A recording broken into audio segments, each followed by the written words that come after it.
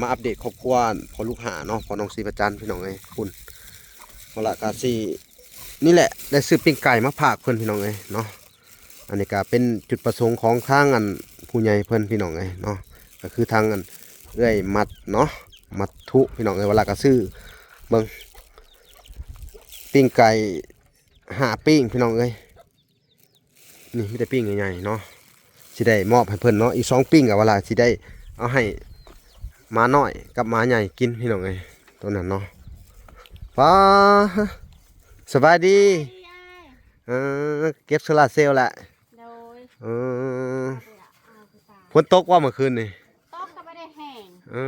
วานกาสิวานก้าเนาะโดยวานไหนยันพ่อสบายดีน้องลุยสบายดีสบายดีน้องซีประจันได้สะน้องซีประจันยังไปเอายังกินเคยมาแต่ใช่นะฮะ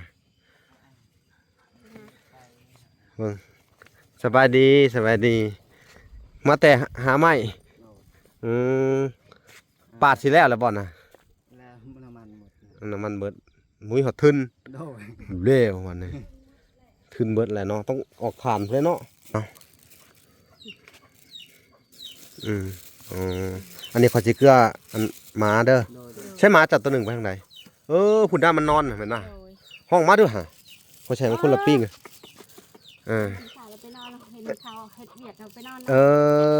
เราขอใช้เป็นกินเป็นปิ้งเหรอเด้ออันนี้นี่เป็นตาแพงกิ๊กอะไรชุบเจ้ากินเด้ออันนี้เขาจะให้เพิ่นอันนี้เห็ดตามจุดประสงค์กิน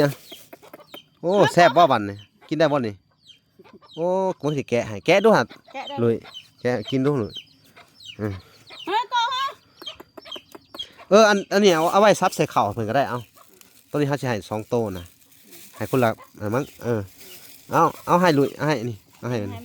นึกให้มันมึงแซ่บก็ละบาทเลยนี่พี่น้องไงโอ้หุ่นคาบแลนแล้วเลยเอาวันนี้กะสิว่าไปสิเนาะคือมายืนพี่คือทางเอื้อยเพิ่นเด้อเพิ่นกะให้เวลามาไล่เบิ่ง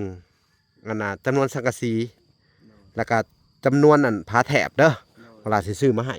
ว่ามันเบิดเท่าใดเวลาก็สิได้เสนอเพิ่นเด้อไปไล่นำกันนี่แหละคือข่าวดีเจ้าแหละเด้อเพิ่นอยากเกาะตัวนี้ให้มันสงสารว่าอันนั้นเพิ่นว่าสงสารว่ามีบุญวาสนาได้ไม้ได้ยังได้เฮือนเนาะทำไมบ่พอตัวได้กะจัดใส่เลยเนาะจะขึ้นว่าสังกะสีจากแผ่นไหลเอาหันจากแผ่นหาละจุ๊บเบื้องน่ะเนาะเอาอีก5เนาะเอาอีก6 7ก็แล้วแต่เนาะเอามาเผื่อไว้เผื่อลบน้ำเนี่ยเนาะแล้วก็ไม้ได้3ไม้นี่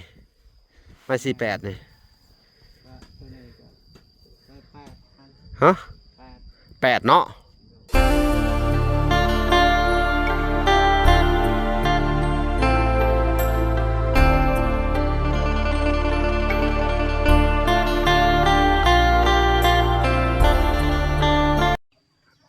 พี่น้องเอ้ยกลับสบายดีเนาะพ่อแม่พี่น้องเนาะเบิดสู่ขู่สู่คนพี่น้องเอ้ยกันยินดีเข้าสู่ซ่อง YouTube เบาหลาสายบุญเนาะพี่น้องคุณธรรมคือเก่าพี่น้องเอ้ยเส้นเก่าเส้นเคยเนาะทักทายสบายดี FC ทางฝั่งไทยและ FC ทางฝั่งลาวและ FC ต่างประเทศเนาะที่รับชมเบาหลาได้ดูเนาะมื้อนี้ก็เป็นบรรยากาศที่คืมภาคคืมพลเนาะพี่น้องพวกก็ได้ตกโปรยๆตั้งแต่เมื่อคืนนั่นแหละพี่น้องเอ้ยเวลาก็สิมาเยี่ยมยามเรื่องมาอัปเดตครอบครัวพอลูกหาเนาะพอน้องซีประจันพี่น้องไงคุณพอละกาซีนี่แหละได้ซื้อปิ้งไก่มาฝากเพื่อนพี่น้องไงเนาะอันนี้ก็เป็นจุดประสงค์ของทางอันผู้ใหญ่เพื่อนพี่น้องไงเนาะก็คือทางอันเอื้อยมัดเนาะมัดทุพี่น้องไงเวลาก็ซื้อเบิ่งปิ้งไก่ปิ้งพี่น้องเอ้ยนี่ไม่ได้ปิ้งใหญ่ๆเนาะสิได้มอบให้เพื่อนเนาะอีก2ปิ้งกับเวลาสิได้เอาให้ม้าน้อยกับม้าใหญ่กินพี่น้องไงตัวนั้นเนาะป้าสบายดีเก็บโซลาร์เซลล์แหละ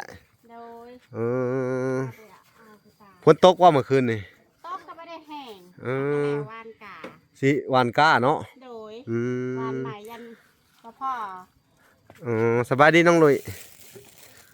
สบายดีสบายดีน้องซีประจันได้สะ น้องสิไปจันยังไปเอายังกินเคย ไป ไปหมูกินข้าวไผน่ะหุ่น น้องชายไปไล่ให้ เออ ให้ลูก สิเอาไปตากมันน่ะ โด เนาะ ยอ่ะ ตากอันหนึงก็ได้พุ่นมาแต่ใช่นะฮะเบิ่งสบายดีสบายดี มาแต่หาไม้อืมปาดสิแล้วบ่น่ะ แล้วน้ำมันหมด น้ำมันเบิดมุ้ยหอดทึน โดย เร็วมันนี่ทึนเบิดแหละเนาะต้องออกผ่านเลยเนาะพี่น้องเอ้ยสิได้ๆแหละน้ำมันนี่ใส่หลายเด้อเนาะปาดอันนี้นี่พี่น้องเนาะปาดไม้นี่น้ำมันเบิดโจ๊กก่อนเพิ่นว่าพี่น้องเอ้ยเดี๋ยว กัน50,000เนี่ยก็แล้ว 50,000แล้วเนาะ โดย เวลาสิเอาให้เนาะเพราะว่ามีเงิน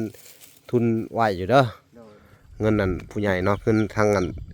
จันทร์นั่นแหละพี่น้องเอ้ยเพราะว่าเพิ่นก็ฝากไว้ซื้อข้าวให้เจ้าน้ำแน่ โดย โดยเนาะไปขึ้นไปนั่งเทิงเฮือนใช่น้องอันนั้นได้ซะ เนาะ น้องลุย น้องเล็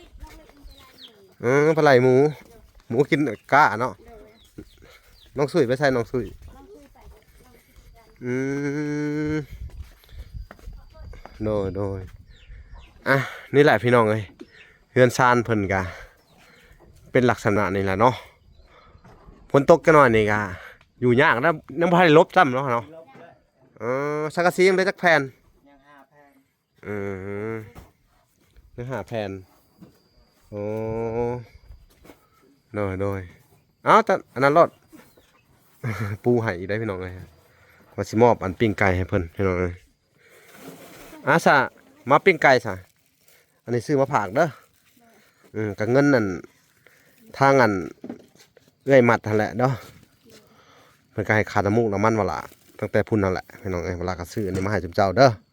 ปิ้งไก่วันนี้สิได้มอบปิ้งไก่ให้เด้อ โดย อันนี้ขอจิเกลืออันหมาเด้อ โดย ใช่หมาจัดตัวหนึ่งไปทางไหนผุนด้ามันนอนเห็นน่ะ โดย ห้องมาด้วยฮะเพราะใช่มันคนละปิ้งสายเราไปนอนเห็นเขาเห็ดเบียดเราไปนอน เราขอใช้เป็นกินเป็นปิ้งก่อนเด้อ โดย อันนี้นี่เป็นตาแพงกิ๊กอะไรชุดเจ้ากินเด้ออันนี้เขาจะให้เพิ่นอันนี้เห็ดตามจุดประสงค์กินโอ้แซ่บว่าบันนี่กินได้บ่นี่โอ้กูสิแกะให้แกะด้วยฮะ แกะได้ เลยแกะกินด้วยเลย เฮ้ยโตฮะ อันนี้เอาไว้ซับใส่ข้าวเพิ่นก็ได้เอาตัวนี้เขาจะให้2โตนะให้คนละมั้งเอาให้ลุยเอาให้นี่เอาให้มัน ให้มัน ดึงให้มันมึงแซ่บคนละบาทนี่นี่พี่น้องเอ้ยโอ้หุ่นคาบแลนแล้วมัน มันจอยตัวน่ะผักใส่ข้าวเด้อมันจะผสมใส่ข้าวที่จริงว่าใส่คนละปิ้งอะไรพี่น้องแต่วันนี้อันนี้ว่าละก็เสียตับจุดประสงค์ของเพิ่นพี่น้องไงเนาะของผู้ใหญ่มื้อหน้าก็สิได้ซื้อมาให้เพิ่นใหม่อีกฮะมันขาดสารอาหารเนาะเอาว่าจะให้กินอีกนี่พี่น้องไงเอากี้เอากี้นี่หุ่นย่านเข้าไปใกล้สิให้ตัวนั้นอีกพี่น้องเอ้ยโอ้มันนอนอยู่พุ่นเนาะตัวนั้นเนาะเวลาเสียไปมอบอันนั้นให้เพิ่นอีกตัวน่ะพี่น้องเอ้ยนี่อันนี้ก็คือจุดประสงค์ของเอื้อยเพิ่นเนาะสาธุโมทนาบุญนำเพิ่นเด้อพี่น้องเอ้ยเนาะเวลาก็มีแบ่งเอาเงินที่เพิ่นให้มาหั่นแหละพี่น้องเอ้ยที่ว่าเพิ่นให้ค่าอยู่ค่ากินค่าน้ำมูกน้ำมันเวลาก็เอามาให้เนาะเพิ่นมื้อหน้าก็สิเฮ็ดไปสิล่ะพี่น้องเอ้ยก็มาเยี่ยมยามซะเพิ่นตัวน่ะจ่อยเด้อตัวน่ะ ขอยจับได้บ่แหละตะกี้มันตุ้ยเนาะโชว์จักมันจ่อยกี้มีคอฝากกินลูกกินเอาดึงเอาโอ้ขับคนเดียวเลยหุ่น ได้กินเลยพี่น้องเอ้ย เบิ่งมันกินก่อนบัดนี้นั่นหนึ่ง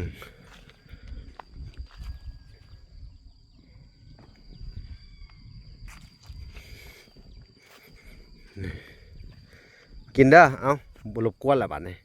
หุ่นพี่น้องเอ้ยเพิ่นก็ย่านเนาะอย่างไปกินบ่ไกลหนึงเนาะก็ต้องขอบคุญขอบคุณเด้อทางอันเอ้ยมัดเนาะมัดทุที่เพิ่นเนาะให้บ่ละมาเป็นสะพานบุญให้เนาะซื้อข้าวของให้ทั้งน้องหมาแล้วก็โอ้เฮ็ดเองบ่นี่ โดย ตีเส้นแม่ บ่ได้ตีเสร็จ อ๋อบ่ได้จะสิบ่ได้แป้นได้นี่ฮะ โดย จะบ่ตีเส้นจะต้องดีดเด้อ โดย ดีดว่าสิเอาแต่เวลาน่ะเฮาก็แล่นตามคลองมัน โดย เออจะต้องดีดไหม พอดีได้แปลนปูตรงนี้เนาะ พอดี แต่ว่าดีดเด้อ โดยโดย นี่มันสิเป็นสันหนาจะดีดเป็นบ่ เป็น จะต้องดีดตามหลักเอาไว้ โดย ดีดมันจังอันน่ะเพราะมันจังฮู้ว่า โอ้ยอันนั้นเริ่มสีงามเลย เริ่มสิงามแล้วเนาะ โดย แต่น้ำมันเบิดก่อน โดย บ่ยากเดี๋ยวเวลาสิเอาเงินของทางอันเอื้อยจันจากฮ่องกงเนาะที่เพิ่นนั้นมอบให้เวลาเอาไว้ช่วยเหลือยามขับสนเนาะยามบ่มีคือว่าเบิดเลยเนาะงบประมาณก็ได้ โดย เนาะมันเปลืองน้ำมันเนาะ 50,000ก็ใช่อันนั้น เออ 4เส้นนั่นก็ เออ เปิดปีกอันนี้นี่ โอ้ได้4เส้นนั่นอีกเนาะ โดยก็นี่ เออ นี่3บิ่ง นี่พี่น้องเอ้ยเอากะยามัน อันนี้เอาไว้เฮ็ดเป็นเฮือนเป็นปูเนาะ โดย โอ้งามอยู่พี่น้องเอ้ยใช้ได้แล้วนี่ได้บัดนี้ได้ขายถ่านแหละสิซื้อต้นใดไปขายถ่านไม้ไว้นี่ ต้นดูพุ่น เออได้บ่แป้น แปนได้ โอ้เห็นเป็นแป้นเนาะ โดยโดย โอเค แปนน่าจะได้30 40 ถ้า40แผ่นพู โดย เร็วแสดงว่ารอแต่เต้าซื่อเนาะทึนอยู่ในหั่นเนาะ โดย ได้อยู่ประมาณ2เต้าสิถึกอยู่หมอง500,000ปลาย เป็นสี่ต้นนะ 4ต้นเลย โอ้ดีแล้วซะเนาะอดเอาก่อนเด้อ โดย สู้ๆอดเอากันแต่ว่าต้นนี้สิเวลาสิเอาเงินให้เด้อ โดย ถ้าไปซื้อน้ำมันเอามาเฮ็ดเลยเด้อเพราะว่าเงินเพิ่นก็เอาไว้นำวละนี่แหละพี่น้องเอ้ยเงินผู้ใหญ่เพิ่นฝากไว้เนาะเพิ่นก็ว่าเอาไว้ช่วยเหลือในยามจำเป็นยามฉุกเฉินมาเนาะ โดย คือว่าสิเจ้าก็บ่มีเนาะเวลาก็สิเอาให้เลยมันแนวจำเป็นอะลีเนาะอ่ะไปเบิ่งเฮือนอีกเนาะเวลาก็มาแจ้งข่าวดีแหละมื้อนี้เนาะพี่น้องเอ้ยก็มีทางอันเอ้ยมัดทุคือเก่าหั่นแหละพี่น้องเอ้ยเนาะผู้ที่ซื้อดินให้เจ้าเด้อผู้ที่ช่วยเหลือเจ้าแรกๆหั่นล่ะเพิ่นก็คอยเบิ่งห่างๆเจ้าอยู่เด้อ โดย เอาสู้ๆแหละพี่น้องเอ้ยโทเสมอเลยเนาะสิแล้วแหละเนาะ ทีแรกเลย เนาะถมแต่ว่าถมตัวนี้เด้อนี่ถมเข้ามาพี่มันเต็มพี่เลยเด้อ โดย เวลาอั่นถ้าว่าเฮาบุญวาสนาเฮามีเนาะ โดย ปลูกเขื่อนให้มันปลูกให้มันเขตนี่ให้มันติดกับตัวนี้ก็ได้ โดยโดย อ่าให้มันเป็นตัวนี้เป็นเขื่อนไผ่เนาะ โดย เอาสั่นซะให้มันติดกันเนาะ โดย พอได้ย่างหากันได้เนาะ โดย ต้นไม้นี่สิได้เด้ต้นมะขามนี่ บ่เป็นหยังเนี่ย ฮะ เอาบักแบบนั้น หรือว่าถ้าว่าปิ่นหน้าลง ปิ่นหน้าลงใต้นี่เขาก็ปลูกใส่ส่วนตัวนั้นเนาะนี่มันนี่แต่มะขามก็บ่ตัดมันเนาะได้บ่หากคือว่าแล้วต้นมะขามมันบ่กลนดอกเนาะ เป็น หรือว่าแนวใดเนาะพี่น้อง บัก ปิ่นหน้าไปว่าสิเนาะอันนั้นเป็นเฮือนครัวปิ่นหน้าลงใต้ได้บ่บ่ได้เนาะ บ่ได้ ถ้าปิดถ้าปลูกเฮือนนี่จะสิปิ่นหน้าไปใส่ถ้าสมมุติว่ามีปิ่นหน้าไว้พุ่นเนาะ โดย เอาละบัดนี้มันก็บังอันเฮือนครัวเจ้าแหละ มันสูงแน่ว่าอันนั้นบ่ กระยามันเนาะให้มันปิ่นหน้าใส่เฮือนครัวแล้วเนาะเอาว่าซั่นเลยบ่ โดย เออเอาว่าซั่นเลยก็เอาไปซั่นเนาะหุ่นกินเพิ่นได้กินปิ้งไก่เพิ่นหอมได้นี่มื้อหน้าใส่เพิ่นยามนี่พี่น้องเอ้ยนี่หอมปิ้งไก่แล้วเด้ ได้บี้ให้มันอีกแน่นิดนึงหะตัวน่ะหะเอาเลยเขาได้ปิ้งไก่ตัวไว้มาหะเขาให้อีดับน้อยหะตัวน่ะกินล่ะพุ่นพี่น้องเอ้ยแล้วเข้าป่าเลยได้อตัวน่ะเนาะเอาบัดนี้ก็สิว่าไปสิเนาะคือมายืนพี่คือทางเอื้อยเพิ่นเด้อ โดย เพิ่นก็ให้เวลามาไล่เบิ่งอันน่ะจำนวนสังกะสี แล้วก็จำนวนอันผาแถบเด้อเวลาสิซื้อมาให้ว่ามันเบิดเท่าใดเวลาก็สิได้เสนอเพิ่นเด้อไปไล่นํกันนี่แหละคือข่าวดีเจ้าแหละเด้อเพิ่นอยากเกาะตัวนี้ให้มันสงสารว่าอันนั้นเพิ่นว่าสงสารว่ามีบุญวาสนาได้ไม้ได้หยังได้เฮือนเนาะถ้าไม้บ่พอตัวใดก็จัดใส่เลยเนาะถ้าขึ้นว่าสังกะสีจักแผ่นไหลเอาอยู่หันจักแผ่น ยังห้าก็จุบเบื้องหน้า ห้าละจุ๊บเบิ่งน่ะเนาะเอาอีก5เนาะ ยังห้า เอาอีก6 7ก็แล้วแต่เนาะเอามาเผื่อไว้เผื่อลบน้ำเนี่ยเนาะแล้วก็ไม้ได้3ไม้นี่ไม้48นี่ ก็ตัวนี้ก็8,000 ฮะ 8 8เนาะตะไลมันก็คักเด้อไม้8 48แล้วก็ไม้ตัวนี้เด้ซะ ตัวนี้ตรงนี้ตัวนี้3 3ก็เอาไม้ของเจ้าตัวนั้นก็ได้เนาะ โดย บ่แล้วเฮาจังหาใส่ไม้ตัวนั้นเนาะ โดย เฮาก็เอาแต่ไม้48เนาะ3โตเนาะ8โต8โตเลยจักโตไม้เฮ็ดโครงละคัน8เนาะคือค้างมาหั่นแหล้วเนาะแล้วก็8เนาะ 8 แล้วเฮาสั่ง10มาไว้ก็ได้อ่า สิอยู่2อัน โอเคใช่เอาไม้ตัวนั้นเห็ดเป็นชิ้นยกก็ได้มา18เนาะมันใหญ่อยู่เนาะแล้วบัดนี้เด้อจะไปไล่เบิ่งพาแถบบัดนี้ไล่อ้อมหมดเลยนี่เอาไล่เบิ่ง ใส่หมดเนาะ นี่ใส่ออกมาพี่แล้วอ้อมหมดเลยนี่เห็ดเป็นบ่อนนอนบนลูกหลานลูกเจ้าแล้วกับตรงทางเดียวนี่ขึ้นหรือว่าเจ้าสิขันมาแล้วก็เกาะบนนางลินก็ได้นี่เอาขันอันนี้เฮา อันนี้คัน แล้วเห็ดเป็นซ่านนางลิน แบบอันนั้นเฮ็ด ก็ไล่อันนี้เอาเฮาก็อัดนี่อันนี้เห็ดเป็นบ่อนนอนเด็กน้อยเขา 3 4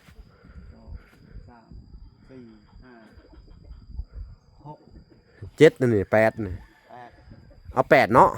โดย 8แผ่น โดย ได้เป็นบ่8แผ่นแต่ตัวนี้ซ่านตัวนี้ก็เห็ดบนนางลินเนาะ โดย เกาะมาโลดทำเจ้าเห็ดอันนี้เนาะ โดย 8แผ่นเนาะ โดย และแป้นเนี่ยนี่ 8นี่ก็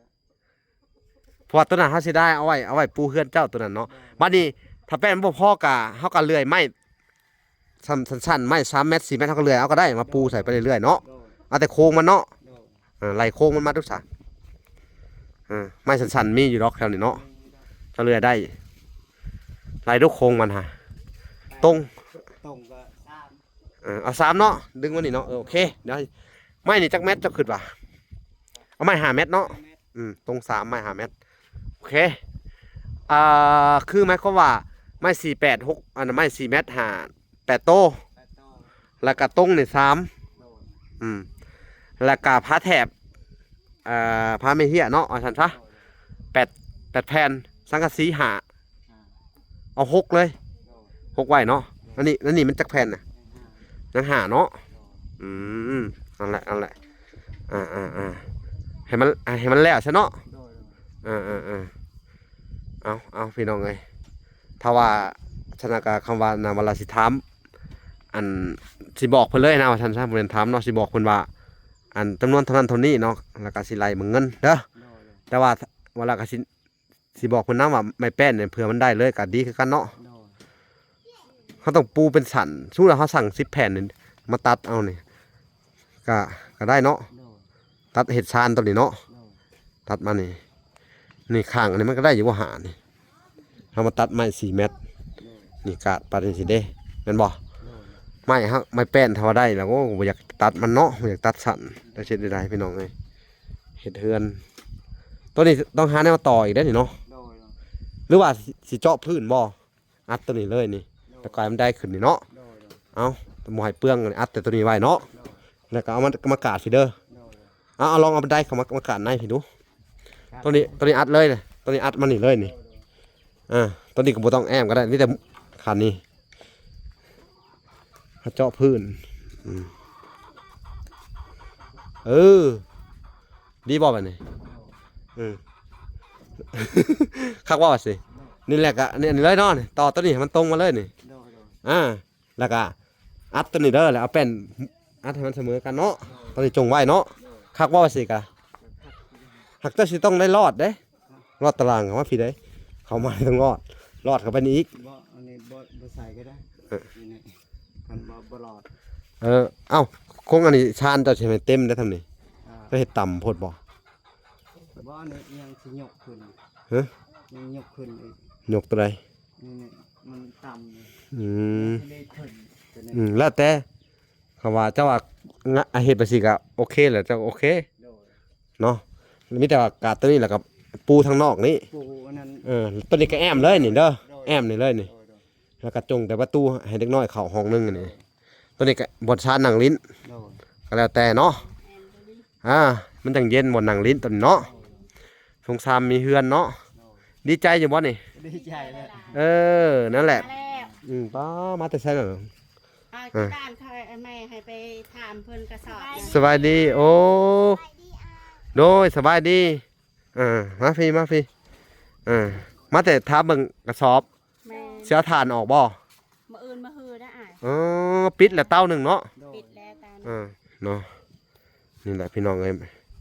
ก็เตรียมเสียทานออกเนาะ โดย โดย แต่ผู้ใหญ่เพิ่นก็แนะนำมาเด้อเรื่องเฮ็ดทานนี่ให้ปิดปากตลอดเลยควันนั่นน่ะก็อันตรายได้อเพิ่นว่า โดย ควันไหม้ดิบๆฮะเพิ่นว่า โดย มันเป็นอันระยะยาวต่อสุขภาพเฮาได้ โดย เด็กน้อยเพราะมันก็มีครอบครัวหนึ่งเด้ที่ว่าละเคยไปสวยลูกกำพร้าหาคนน่ะนี่แหละอันเอ้ยกกตอนนี้ก็14 ปีตอนนี้น้องตุ้ยฮะเด้พ่อแม่ก็เฮ็ดทานเพิ่นว่าตายเพิ่นว่าเป็นปอด บ้านนะ วันนับประสูเนาะ แม่ เนาะก็มีแต่ว่าให้ทุกเจ้าทุกๆครั้งที่ว่าไปเฮ็ดเตาควันกุ้มซะมันเป็นกรดนะกรดไซยาไนด์กรดอิหยังอะไรในไม้ฮะเวลาสูบดมออกไปมันก็ไปทำลายปอดทำลายอิหยังเขาได้ควันขนาดเขาไปดมเสือยังวินหัว อันนี้ก็วินหัว วินหัวต้องปิดปากเลย มันบ่ถึกกินควันมัน นั่นแหละมันเป็น แล้วมันกระทบแบบแดด มืดล่มลงเลยมีแต่ว่าทุกเจ้าใส่ผ้าปิดปากทุกๆครั้งไปเฮ็ดเมื่อน่ะสิดมควันมันเลยบ่ได้เลยมันส่งผลต่อสุขภาพเฮ็ดได้อยู่แต่ว่าเฮามีวิธีป้องกันมันใส่ผ้าปิดปากกันเลยเนาะ โดย แต่ว่าบ่แม่นว่าบ่ให้ทุกเจ้าเฮ็ด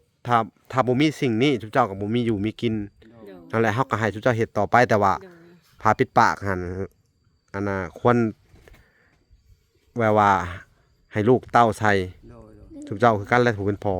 ถ้าเสาหลักเกิดแบบล้มป่วยมาเนาะพ่อกับแม่มาก็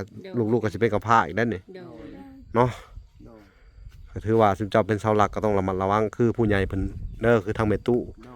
เพิ่นก็เป็นห่วงผู้ที่ว่าช่วยเหลือเจ้ามาตลอดนั่นเด้อผู้ที่ซื้อจักซื้อหยังให้เจ้าและเพิ่นก็ว่าแนะนำเขาแนวนั้นเด้อเฮาก็มาบอก คือต้นไม้นี่ต้นไม้ทุกต้นนี่มันมีเทวดาได้เพิ่นว่า เทวดามันเป็นเฮือนของเทวดาแหละทุกต้นมีอยู่เบิดเทวดาเจ้าที่เจ้าทางอหยังนั่นแหละ โดย แล้วเฮาก็คือเว้าแหละขอให้เพิ่นยับย้ายเนาะจุดเทียนเนาะ โดย ยับย้ายออกขออยู่ขอกินน้ำเพิ่นว่าเฮาซื้อแล้วสิเนาะ โดย เพราะว่าต้นไม้ขอน้ำเจ้าที่เจ้าทางเนาะ โดย เพิ่นให้เฮ็ดประชันเด้อทางแม่ตู้นงก็ได้เด้อ โดย แต่ทางแม่ตู้ USA เพิ่นก็เป็นห่วงว่าเรื่องสุขภาพซุมเจ้าแหละที่ว่าเพิ่นอยากซื้อหมวกให้แต่ละอันนะ โดย หักใส่แล้วก็ไข่แน่บ่เรือนใดๆผู้จักสักได้เด้อได้น้ำมาแล้วน้ำก็บักคักน้ำก็ใสๆหนึง โดย พากันตอนแรกมาแล้วก็ซักตากไว้ตอนเช้าแล้วก็ใส่ต่อเนาะถ้าเป็นไปได้ก็สิอยากซื้อให้2 อันพุ่นแหละมื้อหน้าผมก็มีนะเพื่อจะได้สับเปลี่ยนกันไปมาเนาะ โดย อันนี้ก็เป็นข่าวดีเด้อที่เฮามาแนะนำตอนนี้เด้อแนะนำอันนี้ว่าจักฮอดแสนแล้วเฮาลืมเลยไล่ใหม่ดู8 แผ่นเนาะ แพทย์ ผ้าแถบ8 แผ่นสังกะสี6 แผ่นไม้ไม้โครงหลังคาเนาะไม้18นั่น8ไม้ตัวนี้3ตรงโอเค ซอง ฮะ สิยัวซอง สิอยู่ว่า2 อันเนาะ โดย โอเคเดี๋ยวมื้ออื่นแหละเขาจะให้มาส่งพอเวลากันสิสั่งไม้มาส่งชาวจอมเลยพร้อมเดียวกันเลยเด้อ โดย นั่นแหละให้เจ้าเฮ็ดเนาะแต่ว่าแป้นนี่ก็สิถามเพิ่นเบิ่งเนาะ โดย แล้วเวลาที่ได้โทรไปพูดคุยกับเพิ่นอีกเนาะบัดนี้สิได้บนอยู่บนนอนแล้วได้ห้องนอนแล้วซุมเจ้ากับทางนี้เด้อ โดย ก็นอนนำกัน3 คนนั่นเด้ โดย ส่วนลูกอีก2 คนก็นอนในน้ำพ่อเนาะคักแล้วบัดนี่เพิ่นบ่ตกห้ำแล้วบัดเนาะได้พาแถมมาแล้วแอมนะคะอยู่สบายแน่หากฝนตกแห้งลิ้นล้อก็อยู่ยากแล้วเนาะ อยู่ยาก แต่ว่ามันมีลมเด้ คันบ่มีลมเลยยังใช้ได้คันบ่มีลมก็บ่มีวันอยู่คือกัน เออ เป็นยังไข่แน่ แต่ว่าก็ยังคล้ายแหละได้ตัวนี้มุ้งออกมาตะกี้โอ้ไปจักบนหัวบ่หยังเนาะ บ่มีวันอยู่บ่มีวันนั่งเลย สบายขึ้นบ่ว่าไง ก็สบายขึ้น มีรู้สึกว่าอันน่ะครอบครัวดีขึ้นหลายบ่ โดย ตั้งแต่ชุเฮามาช่วยดีขึ้นหลายบ่ ดีตลอดเลย เนาะมีข้าวมีน้ำกินเนาะ โดย ข้าวนั้นยังจักซอบข้าวน้ำอะ สี่สอบ อ๋อเบิดไปละซอบ ยัง ฮะ เหลือ3วันนี้แกะ แกะห้ากับแกะวาน แกะเมื่อวานนี้สอบหนึงยังเหลือ3 อ๋อแต่ยังเหลือ4ทั้งเบิดเนาะ แกะสอบหนึงแล้วสนาสิเอามาเพิ่มอีกสอบหนึงเด้อเขาผู้ที่เห็นอันน่ะเงินทางพี่จันทร์เพิ่นก็ฝากมาไว้ให้ทางวลาเด้อ โดย ซื้อข้าวสารให้ซุมเจ้าเด้อ โดย เอื้อจันทร์จากทางฮ่องกงเนาะแล้วก็ โดย มื้อนี้ก็เวลาสิได้เอาเงินเอื้อจันทร์นั่นแหละเด้อมอบให้ซุมเจ้าไปซื้อน้ำมันเอามันเลื่อยไว้เลยใหม่เด้อบัดนี้สิได้ขายทานแล้วเด้เนาะหาเดก็ไว้อยู่เนาะ โดย ก็ประมาณ 3-4 มื้อเนาะต่อเตาหนึงหรือว่าอาทิตย์หนึงไหลคร่าวๆเนาะอาทิตย์เต็มแล้วเนาะ ประมาณอาทิตย์หนึ่ง ต่อเตาเนาะ โดย มันก็ต้นที่จุดน้ำลังนั่นเด้ก็สินะใหม่เบิดแล้วบ่ กำลังแล้วนี่ เออ ติดแล้ว อีกอย่างหนึ่งเขาก็มาเอาถึงที่เนาะ ประมาณ3 วันนี่สิได้ติดนี่ ปิดเนาะเดี๋ยวสิมาเบิ่งตอนเอาถ่านออกเด้อ ทอนใหญ่ เนาะสู้ๆต่อไปบัดนี้ โดย ครอบครัวขยันต้องได้ดีเนาะ โดย เพราะว่าผู้ใหญ่เพิ่นซอยไปแล้วเฮารู้จักพัฒนาตัวเองนี่ โดย โดย เฮาก็มีอยู่มีกินต่อไปเนาะ โดย สู้ๆเด้อ โดยไปสู้ๆต่อไป แต่ว่าเฮาก็บ่ฮู้ดอกว่าอนาคตแต่ละคนเป็นจังไดซอยไปแล้วเนาะ โดย แต่ในระหว่างที่ว่าเฮาซอยนี่ก็รู้จักพัฒนาเจ้าของอหยังไปนะ โดย ถ้าว่าต่อยอดได้ตลอดไปแห่งดีเนาะ โดย เฮามาเบิ่งแล้วก็ครอบครัวมีอยู่มีกินเลี้ยงลูกเลี้ยงเต้าได้ตลอดไปก็โอเคได้ โดย เนาะถ้ากลับเฮามากลับมาเบิ่งก็เปลี่ยนแปลงไปหลังจากที่เฮาออกเปลี่ยนแปลงไปเฮาก็บ่ฮู้สิเว้าแล้วเนาะเฮาก็บอกได้แต่ซ้ำนี้เนาะแต่ว่าคือว่าหลานี่แล้ว ได้ซอยไปแล้วเนาะบ่เอาอิหยังคืนกลับเด้อของผู้ใหญ่เพิ่นเนาะบ่มีไปทวงไผอยากเป็นจังไดก็แล้วแต่เฮาซอยไปเลยเด้ โดย มีแต่ว่าชุมเจ้าพัฒนาตัวเองไปเด้อ โดย โดย เนาะเฮาก็บ่ฮู้สิซอยจังได๋เนาะในเมื่อว่าชุมเจ้าทุกข์ยากเนาะอยากได้อยากมีเฮาก็ซอยซ้ำที่ซอยได้คือเว้าแหละเนาะ โดย นั่นแหละอยากให้ชุมเจ้าพัฒนาตัวเองเนาะ โดย ต่อยอดตัวเองให้มันถึงพังพาย โดย เนาะก็สู้ๆเด้อ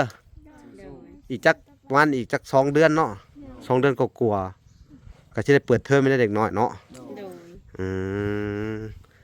ความฝันของเจ้านี่เปิดโรงเรียนใหม่นี่ได้เสือตัวงามอยู่บ่น้องจุ้ยฮะเสืองามๆอยากได้จักโตเสือ แต่ละคนเอาเสือยังจะได้ฮะ เสื้อของเพียน เสือเขาโรงเรียน โดย ปึ้มได้ซะ คืออยากได้ ซอเด้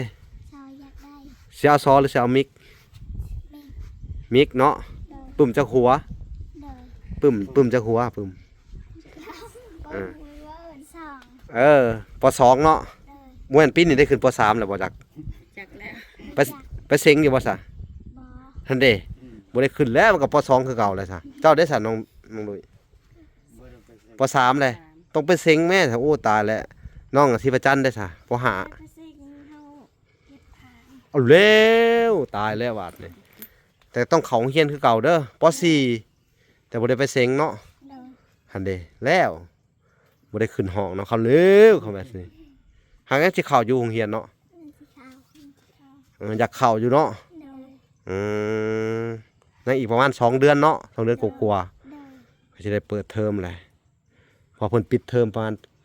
คือว่าสิเข้าเดือนแหละเนาะ โดย เอา